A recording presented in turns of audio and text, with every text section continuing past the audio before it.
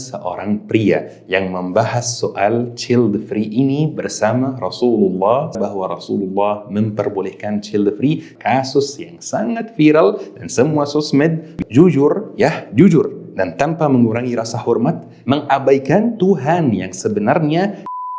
Child free atau pengucapan yang benar child free, halal atau haram.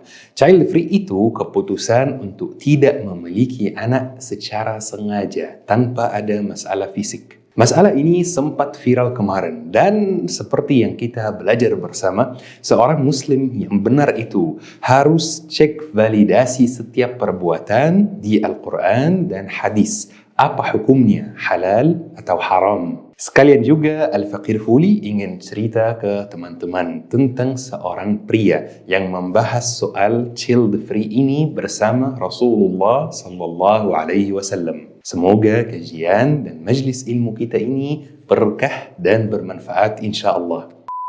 Jadi ya syabab, Rasulullah suatu hari kedatangan satu sahabat yang ingin menanyakan hal yang di zamannya agak aneh dan baru. Sahabat ini mengatakan bahwa beliau mau menikmati hubungan bersama istrinya, hubungan yang halal ini, tetapi tidak mau punya anak dari hubungan tersebut. Alias beliau nanya apakah boleh keluarkan air mani di luar rahim? Jadi ya syabab, kira-kira apa jawaban Rasulullah sallallahu alaihi wasallam? Rasulullah menjawab, iya boleh. Kemudian Rasulullah bersabda, tidak ada jiwa yang terbentuk sampai hari kiamat kecuali sudah memang terbentuk. Maknanya sudah ditakdirkan lahir di hari ini, jam ini, tahun ini.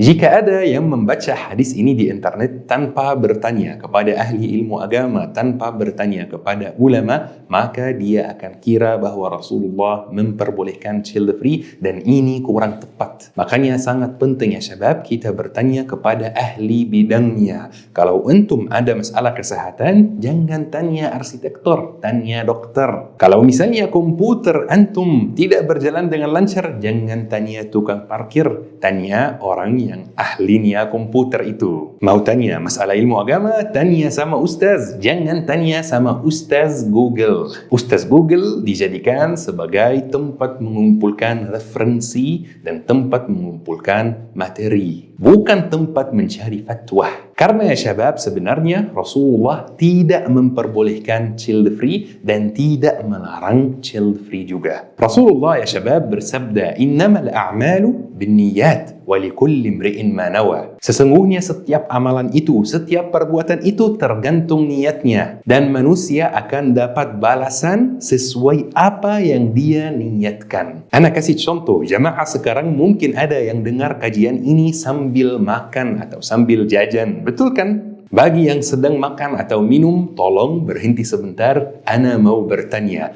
kenapa antum makan? Jika jawaban antum karena lapar misalnya, maka ini jawaban yang masuk akal tetapi tidak ada pahalanya. Tetapi jika jawaban antum karena lapar dan karena saya makan biar lebih kuat beribadah, lebih kuat bekerja keras, maka ini ada pahalanya. Perilaku yang sama, aktivitas yang sama, tetapi satu dengan niat, satu tanpa niat. Satu ada pahalanya, satu tidak ada pahalanya. Insya Allah saya ada rencana buat kajian di Jakarta sini namanya keajaiban niat ya syabab. Karena soal niat itu tidak ada di agama lain. Maka ya syabab, yang membahas child free ini, yang memutuskan untuk child free ini harus ditanya dulu biar kita tidak salah paham sama dia, biar kita tidak menzalimi dia. Biar anak kasih contoh yang mungkin agak pribadi, contoh dari keluarga saya sendiri. Ada dari keluarga saya yang memutuskan untuk child free. Di keluarga saya ada pasangan, suami istri, normal, tidak ada masalah sama sekali. Mereka menikah, menunggu kehamilan, tetapi setelah beberapa minggu menikah, istrinya tiba-tiba drop. Dan setelah dibawa ke rumah sakit, ternyata dia ada penyakit imunitas ya syabab. Jika dia hamil, maka nyawanya terancam. Dia mampu secara fisik untuk hamil ya syabab, dia kuat, badannya kuat dan sehat. Tetapi gara-gara masalah imunitas ini, jika dia hamil, nyawanya terancam. Bisa dia meninggal dan bayinya dan janinnya juga meninggal. Maka ya syabab, mereka berdua diskusi, suami istri ini, bagaimana masa depan kita. Dan alhamdulillah karena mereka itu saling sayang, saling pengertian, saling mawaddah, mereka memutuskan untuk child free, untuk tidak punya anak. Padahal secara fisik mereka bisa, cuman ada bahayanya, ada risikonya kalau istrinya hamil. Maka mereka memutuskan untuk tidak punya anak. Maka ya syabab, jika saya ditanya, ini hukumnya apa dalam pandangan Islam? Ini hukumnya halal 100%, bahkan dianjurkan. Karena nyawa di sisi Allah itu sangat berharga. Bahkan di beberapa hadis sahih disebutkan bahwa nyawa satu muslim itu lebih berharga di sisi Allah daripada Ka'bah. Jadi dalam kasus ini, dengan niat ini, hukumnya halal. Taib, ayo kita cek satu contoh lagi. Contoh yang akhir-akhir ini viral. Kasus yang sangat viral dan semua sosmed bicara tentang kasus ini dan banyak yang mention saya, Ustaz bahas child free dalam pandangan Islam. Seorang wanita yang umurnya 30 tahun menikah dengan seorang pria yang umurnya 28 tahun. Mereka berdua sehat, mereka berdua muslim beragama Islam, bahkan wanita tersebut pakai jilbab. Dan mereka memutuskan untuk child free, untuk tidak punya anak secara sengaja, walaupun mereka mampu secara fisik. Dan seperti biasa ya syabab, sebelum kita membahas suatu masalah, kita harus tanya dulu, orang itu apa niatnya, apa alasannya, biar kita tidak menzalimi dia ya syabab. Allah mengharamkan kezaliman, dan mengharamkan kezaliman atas dirinya. Maka kita sebagai hamba Allah, kita tidak boleh saling menzalimi. Maka ya syabab, setelah saya cek beberapa rekaman, beberapa video beliau, dan beberapa postingan beliau di sosmed, beliau kasih beberapa alasan yang agak mengejutkan dan sangat perlu dibahas dan sangat perlu disimak oleh semua orang muslim. Satu, beliau mengatakan bahwa beliau memang dari dulu tidak ada keinginan untuk menjadi ibu. Dua, beliau memilih child free agar beliau lebih sehat dan awet muda. Tiga, beliau memilih child free biar beliau bisa tidur 8 jam sehari dan beliau tidak mendengar berisiknya anak. Empat, karena beliau memiliki kemerdekaan atas badannya sendiri dan tidak boleh ada pihak manapun yang memaksa dia untuk hamil atau tidak hamil. Beliau bebas. Taib ya syabab, jujur dan tanpa mengurangi rasa hormat, ana sedih mendengar alasan-alasan ini. Apalagi beliau pakai jilbab. Dan jilbab itu salah satu fungsinya adalah merepresentasikan identitas muslimah yang berpegang teguh pada ajaran agamanya. Jujur, saya agak sedih dengan kondisi pemuda muslim saat ini. Alasan yang beliau menyampaikan itu sangat berbahaya pada akidah dan kehidupan umat Islam. Awas ya syabab dari pemikiran ini, karena pemikiran ini agak sekuler. Awas antum terpengaruh, awas anak dan keluarga antum terpengaruh. Dan di sini saya perlu sampaikan bahwa saya mengkritik pemikiran, bukan mengkritik orang karena saya tidak kenal beliau. Kalau misalnya alasan-alasan ini disampaikan oleh seorang ateis, maka ini hal yang sangat masuk akal dan saya tidak bakal kaget. Tetapi masalahnya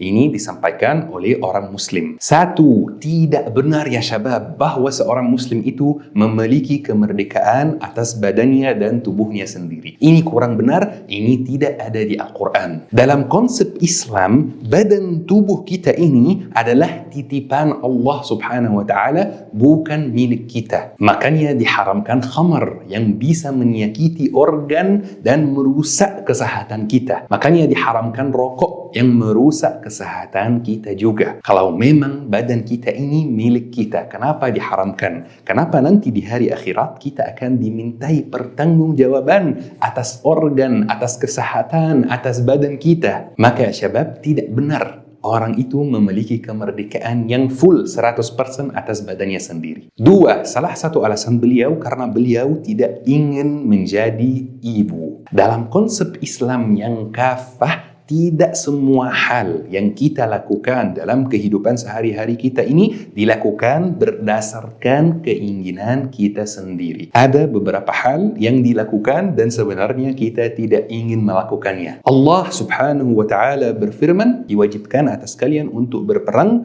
walaupun kalian membenci perang. Itu dalam kondisi ada yang memerangi umat Islam, ada yang memerangi negara kita seperti ini, bukan secara umum. Misalnya syabab, Mesir dalam bulan Januari atau bulan Februari dingin sekali. Dinginnya luar biasa. Bangun tidur, wudu, pakai air dingin. Bagi yang belum punya water heater, keluar dari rumah menuju masjid dalam cuaca yang luar biasa dingin. Siapa ada manusia yang suka keadaan yang seperti ini? Manusia ini cenderung ke istirahat dan kemalasan. Ini sudah ada di agama juga. Walaupun ini kita diperintahkan untuk melakukannya. Dan jika kita tidak melakukannya, maka kita berdosa. Kita tidak melakukannya berdasarkan keinginan kita sendiri. Jadi alasan yang beliau sampaikan itu bukan alasan yang valid dalam agama kita. 3, beliau sampaikan bahwa beliau memilih child free. Salah satu alasannya untuk bisa tidur 8 jam per hari. Dan sebenarnya yang mengatakan alasan seperti ini mungkin tidak tahu konsep hidup dalam Islam. Konsep hidup dalam Islam ya syabab dijelaskan dalam satu kalimat yang sangat sederhana. Dijelaskan oleh Syekh Mustafa Mahmud, ulama besar asal Mesir. Beliau mengatakan bahwa hidup dalam Islam itu ibarat lilin yang wangi. Semakin dibakar, semakin wangi. Semakin dibakar, semakin kita merasa bahwa lilin ini bermanfaat. Semakin dibakar, semakin berguna. Coba kalau lilinnya ini tidak dibakar. Kasihan, lilinnya cantik soalnya. Maka lilinnya ini tidak bermanfaat dan tidak berguna karena tidak dibakar. Karena tidak ada wanginya. Hanya mungkin dipakai buat hiasan ya syabab. Wajar ya syabab, tidak awet muda kalau misalnya sudah punya anak. Ini sudah sangat wajar. Ibu-ibu yang nonton ini, yang sudah tidak secantik dulu karena sudah punya anak. Ibu-ibu yang badannya sudah banyak stretch mark karena sudah punya banyak anak. Ibu-ibu yang badannya tidak selangsing dulu karena sudah punya anak. Ana bangga pada antum. Antum lebih paham konsep hidup dalam Islam. Ana bangga pada antum dan antum harus bangga dengan diri sendiri karena antum bermanfaat buat umat dan buat negara. Jangan biarkan dirimu ditipu oleh orang yang satu-satunya tujuan di dunia adalah awet muda. Bapak-bapak yang kerja 18 jam berhari untuk membiayai anaknya. Bapak-bapak yang habis balik dari kerja, belum sampai kasur, sudah ketiduran.